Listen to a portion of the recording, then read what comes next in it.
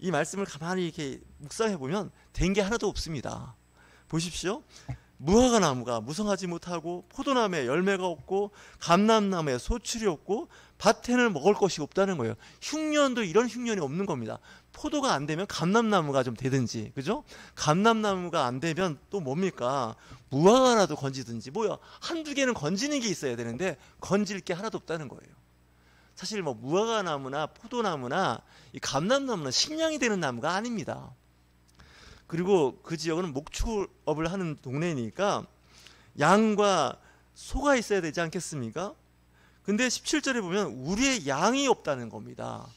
양을 뭐 늑대가 다 잡아갔는지 곰이 잡아갔는지 뭐 시름시름 앓다가 연병이 돌아서 죽었는지 양우리에 없는 거예요. 양이 뭐 도둑이 다 털어갔는지. 그리고 또 소우리에도 소 외양간에도 소가 없다는 거예요. 지금 이 추수할 때 정말 절망적인 분위기 아닙니까? 성경에 보면 유일한 사람들 보면 어느 날 갑자기 마귀한테 다 털린 거 아닙니까? 가족 털리고 재산 털리고, 그죠? 자기는 질병으로 고통받고. 이게 오늘 하박국 3장 17절 말씀이 욥기에 나오는 욥 주인공하고 똑같은 겁니다. 이거 완전 절망적인 상태입니다. 그런데 18절에 보면 나는 여호와로 말미암아 즐거워하며 나의 구원의 하나님으로 말미암아 기뻐하리로다. 이거 제가 보기에 정신줄 놓은 겁니다. 이거 정신분열증, 요즘 말하면 조현병에 걸리는 겁니다. 왜? 이 맨정신으로 살 수가 없는 겁니다. 맛이 간 겁니다. 요즘 말하면 시체말로 말하면 맛이 간 거예요.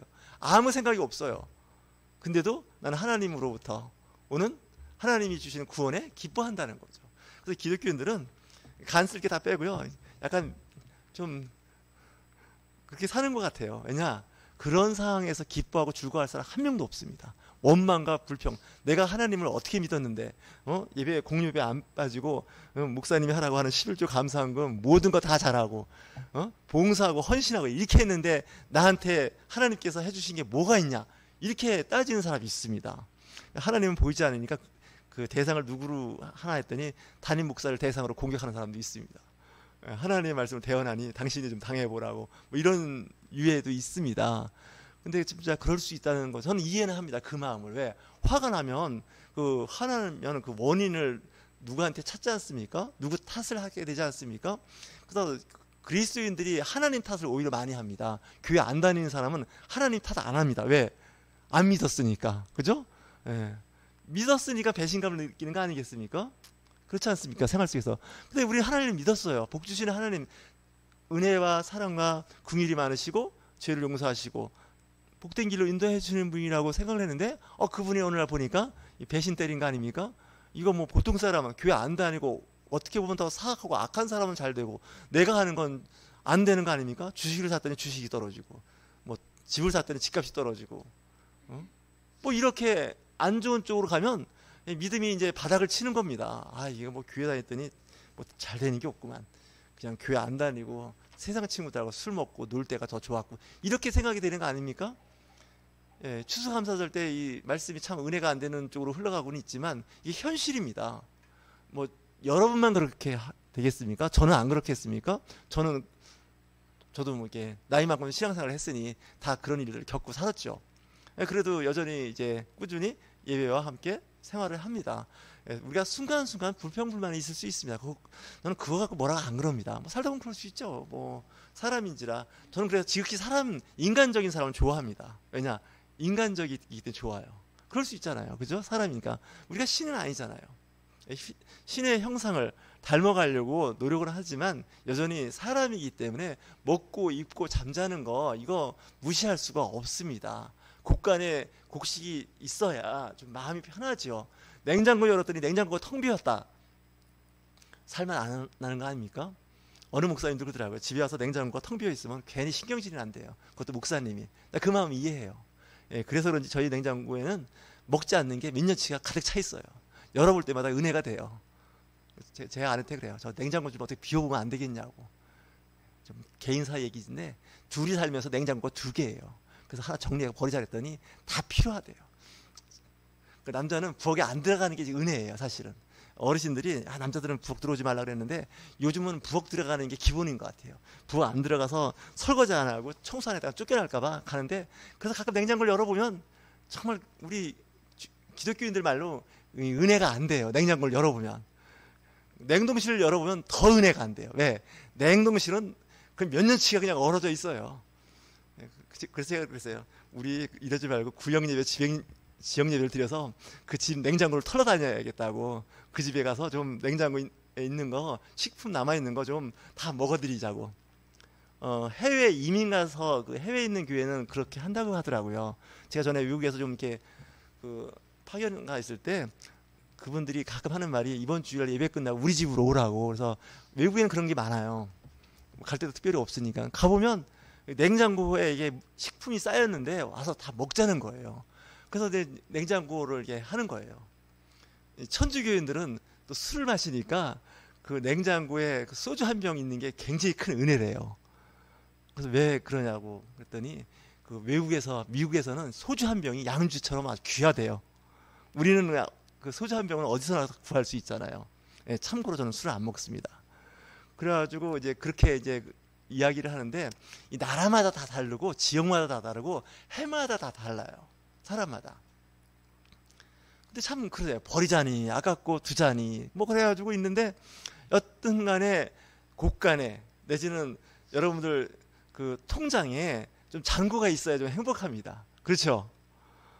이 정도 잔고가 있으면 한 2달은 걱정 안 하고 살겠네. 이렇게 하는데 어느 날 잔고가 바닥을 이렇게 하면 막 긴장을 하게 됩니다. 이게 통장에 잔고가 없는데 이거 어떡하지? 나갈 돈은 많이 있는데 아이들 학원비도 있고, 그죠? 뭐 이렇게 고지서가 많이 날라오지 않습니까? 그 세금 관련돼서. 근데 여러분 가정도 그렇지만요, 교회도 만만치 않게 날라옵니다. 전기요금 날라오고 뭐 날라오는데 여하튼간에 그 관리비 이런 것들이 고정비용이어서 이거 어떻게 거부할 수가 없습니다. 또 기간을 넘치면 어떻게 돼요? 꼭 10% 가산세가 붙어서 날라옵니다. 그냥 안 할 수가 없는 거예요. 그러니까 통장은 뭐 제로 내지는 마이너스 통장인데 계속 그런 게 있으면 사람이 예민해질 수밖에 없습니다. 부부지간에도 금슬이 안 좋은 가장 큰 이유가 그 재정적인 상황이 안 좋아지면 부부싸움이 더 잦아진답니다. 이번에 추석이고 이번에 추수감사절인데 큰일 났다. 이거 어떻게 하면 좋으냐. 이거 빚내서 헌금할 수도 없고 막 이렇게 되지 않겠습니까? 그러니까 우리는 이제 예민해질 수밖에 없습니다. 근데 오늘 하박국 말씀도 보니까 예민해져 있는 거예요, 사실은. 과일은 과일 농사대로, 그다음에 소를, 그다음에 양을 키워야 젖이 나오고 치즈가 나오고 요구르트가 나오는데, 그리고 양모 털이 나오는데 이게 뭐 좀 되는 게 하나도 없지 않습니까? 이런 상태인데도 나는 하나님으로부터 감사와 기쁨으로 찬양한다라고 말씀을 하는 거예요. 19절에 가면 거기다 또 한 번 더 보태는 거죠. 주 여호와는 나의 힘이시라. 환장하는 거 아닙니까? 지금 난 절망적인 상태인데 하나님이 나의 힘이라고 말씀하고 있는 겁니다. 그 다음은 더 어떻게 미쳤는지 아십니까? 나의 발은 사슴과 같게 하시고 나를 나의 높은 곳으로 다니게 하시려다. 이게 미친 거예요. 사슴이 공중공중 뛰면 점프하는 거 보면 아주 보폭이 넓게 뛰지 않습니까? 노루나 사슴들이. 그래서 나를 높은 곳으로 다니게 한다. 이렇게 돼 있는 거죠. 그래서 시편이나 오늘 말씀을 이렇게 보면 제정신이 아닌 상태로 노래한 시가 많습니다. 시편을 보면, 성경을 보면 저는 가끔 그래요. 제정신으로 읽을 수 있는 책이 아니라고.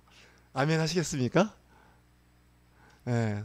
성경 읽고 은혜 받았다는 사람들 가끔 보면 제가 좀 알고서 저걸 읽고서 저런 말을 하는 건지 그냥 읽으면서 좋다고 하는지, 성경 말씀을 아주 깊게 나름대로 묵상을 해보면 그 기자라고 있지 않습니까? 그 성경 말씀을 쓴 사람, 시를 쓴 사람의 마음을 보면요, 이게 보면 이게 보통 사람이 아닙니다. 물론 그러니까 성경 말씀으로 들어왔겠죠. 보통 사람 같아서는 튕겨나갑니다. 이 교회를 튕겨나가는 사람의 부류가 삐져서 튕겨나가는 사람이 많습니다. 섭섭해서. 교회 공동체도 그럴 수 있지만요, 하나님이 싫은 겁니다. 예수님은 그의 아들이니까 또 싫은 겁니다. 또 성령님도 싫은 겁니다. 왜? 예수님이 하나님께 말씀드려서 성령을 너희 향해 보내준다 그랬는데 다 싫은 거예요. 왜? 지금 내 생활이 막 꼬였지 않습니까? 심각하게 꼬였지 않습니까? 가족 중에 구원에 이르도록 전도해서 교회도 다니다가 교회로부터 멀어지고 뭐 이런 사람이 대다수는 다 그런 과일 수가 있습니다. 도와준다고 보태줬는데 오히려 이게 나중에 나빠지면 가끔 이런 생각도 해봅니다. 여러분들 다 빚이 있죠, 그죠? 예, 빚이 있는데 이런 생각을 해봤어요. 그 빚을, 그러니까 돈을 빌릴 수 있다는 게 저는 능력이라고 생각하는 사람입니다. 이 돈을 아무나 못 빌립니다. 제도권에서는. 뭐 제1금융권, 제3금융권은 더 어렵습니다. 담보가 없으면 진짜 신체 포기각서를 써야 할 정도입니다. 예? 정말 이 설교 시간에 할 말은 아닌데, 이 장기 매매를 해야 할, 또 이게 지금 그래야 할 정도로 이게 돈이 빌리기가 쉽지가 않습니다. 근데 그래도 빌려준다는 거, 빌릴 수 있다는 건 능력입니다. 그래서 빚이 얼마가 있냐고 물어보면, 그 빚이 크게 빚을 진 사람 보면 제가 속으로 해요. 대단한 능력자였나 보다. 나는 저 빚 못 진다. 왜? 돈을 안 빌려주거든요. 그 돈을. 그렇지 않습니까? 근데 나중에 이제 빚을 못 갚을 형편이 되거나 어려워지면 이 돈을 빌려준 사람을 원망하게 됩니다. 저는 그래 봤습니다. 그때 왜 돈을 빌려줘갖고 나를 이렇게 고생시키나. 그렇지 않습니까? 그때 안 빌려줬으면, 그때 힘들었지만 넘어가는 건데, 돈을 빌려줘가지고 내가 그 돈을 갚으려고 하니 이자까지 갚는 건 괜찮은데 원금까지 상환하려니까 너무 부담이 되는 거잖아요. 그래서 나중에 고마웠던 사람이 원수처럼 돼버려요. 그죠? 당신이 그때 빚을 안 빌려줬, 돈을 안 빌려줬으면 내가 고생 안 하는데 빌려줘갖고 내가 정말 이 뒷감당을 못한다고, 이런 생각까지 들 정도입니다. 근데 이게 누구냐? 기독교인이라는 거예요. 그리스도인이라는 거예요. 이거 어떻게 하시겠습니까? 오늘 추수감사절 설교를 준비하면서 정말 우울한 거예요. 날씨는 날마다 비 오고, 뭐 형편은 나아질 것 같지도 않고, 뭐 이렇게 되지 않겠습니까? 근데 그런 상황에서도 하나님은 그 사람의 마음을 보는 거예요. 그렇게 어렵고 힘들 때 어떻게 태도가 보이나. 정말 이게 중요한 거거든요. 학생들 같으면 이제 기말 되면 평가를 하지 않습니까? 학점이라고 해서 점수가 나오는데, 어떤 학생은 점수가 잘 나오는데 어떤 학생은 점수가 안 나오는데, 중요한 건 공부를 안 해서 점수가 안 나오면 이해가 되는데, 내 딴에는 공부를 열심히 했는데 학점이라고 하는 평가가 안 좋게 나오면 은근히 그냥 부하가 끓어오릅니다. 여러분 그런 경험 해보셨습니까? 나는 밤을 새가면서 공부를 열심히 했는데 평가가 안 좋으면 그 평가한 분에 대해서 상당히 그 좀 공격적인 생각을 갖게 됩니다. 심지어는 외국에서는 살해당하는 것도 봤어요. 총으로. 기분 나쁘다는 거예요. 감정 억제를 못하는 거예요. 절제가 안 되는 사람도 있습니다. 근데 어떤 사람은 그럼에도 불구하고 내가 좀 더 열심히 노력해서 좀 더 좋은 평가를 받아야겠다 생각하는 사람이 또 있다는 거예요. 그래서 제가 전에 한번 어느 교수님들하고 한번 상의를 해봤습니다. 학점 때문에 연말 되고 학기가 끝나면 그 학생하고 원수가 됩니다. 한 학기 잘 지내다가 평가에서 점수가 안 좋다고 그래서 그 다음부터 아주 얼굴을 쌩간다는 거예요. 안면몰수한다는 거예요. 이유가 뭐냐? 그 교수님이, 그 선생님이 기분 나쁘다는 거예요. 왜 기분 나쁘냐? 나는 열심히 했는데, 남들보다 더 열심히 했는데 점수가 이렇게밖에 안 나온다는 거예요. 그거까지는 좋은데 그 점수 때문에 내가 이번 학기 장학금을 못 받았다는 거예요. 돈하고도 또 연결되더라고요. 그렇다고 해서 막 얘기를 하는데 정말 심각하지 않습니까? 이렇게 말하는 제가 그게 한 건이 있습니다. 그 학생이 벌써 졸업한 지가 30년이 넘었는데 가끔 만나면 하는 말이 뭐냐, 그때 교수님 때문에 제가 장학금을 그 당시 30년 전에 원하는 지금까지 계속 투사되고 있습니다. 뭐가 잘못됐는데 그때 저한테 C학점을 줘갖고 다 B학점 이상 맞아갖고 장학금을 받는 거였는데 교수님이 C학점을 줬기 때문에 나 장학금 못 받았다는 거야. 그런 얘기 들 줄 알아서 그때 그냥 비리를 저지러 해야 되는 건데 30년이 지나도 그 얘기를 해요. 또 한 명이 있습니다. 영 기분 나쁘고, 그러고 보니까 또 한 명 있네요. 3명 있네. 이게 인생사예요. 인생사. 하나님 앞에서도 마찬가지예요. 내 딴에는 최선을 다한 겁니다. 하나님 앞에. 그랬는데 하나님은 평가가 좋지가 않은 거예요. 이럴 때 어떻게, 이 땅에서는 또 기회가 있죠. 시간이 좀. 근데 하늘나라 가서 그러면 이게 심각한 문제입니다. 그렇지 않습니까? 그래서 저는 이런 생각을 해봅니다. 하나님이 가끔 이제 우리의 신앙, 우리의 믿음을 저울에 달아보실 때가 있습니다. 그 달아본 사람이 아까 이해한 욥이란 사람입니다. 그의 믿음이 변치 않는지, 가진 것 다 잃어버렸지 않습니까? 그랬는데 그가 그 믿음이 변치 않더라는 거예요.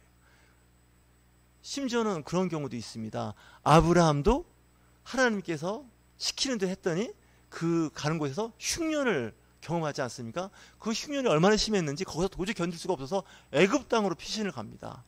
이삭도 마찬가지예요. 그 생전에 얼마나 큰 흉년을 만났는지 그 지역에 있는 사람들한테 의탁에 살 수밖에 없지 않습니까? 제가 좋아하는 룻이 있습니다. 룻이라는 그 모압 여성도 사실 며느리지만 착한 며느리죠. 근데 시어머니가 나오미입니다. 나오미가 베들레헴에 살던 사람인데 흉년이 되니까 이민을 갔습니다. 모압 땅으로. 거기 가서 살다가 남편 잃고 생떼 같은 두 아들 거기서 죽었습니다. 그래서 과부 셋이서 지금 사는 거 아닙니까? 며느리 과부 둘, 자기 과부. 아, 이거 어떻게 된 게 이렇게 될 수 있습니까? 상당히 믿음이 좋은 나오미인데 그 이름도 진짜 이쁘지 않습니까? 나오미. 기쁨이란 뜻이에요. 기쁨이란 뜻인데 자기 가족사가 완전 엉망진창이에요. 나오미가 이야기하지 않습니까? 한타는 내 이름을 나오미라 부르지 말라는 거예요. 기쁨이라, 즐거움이다 하지 말고 마라, 쓴, 고통 이거 바꾸라는 거예요. 왜? 내 이름대로 안 됐다는 거예요.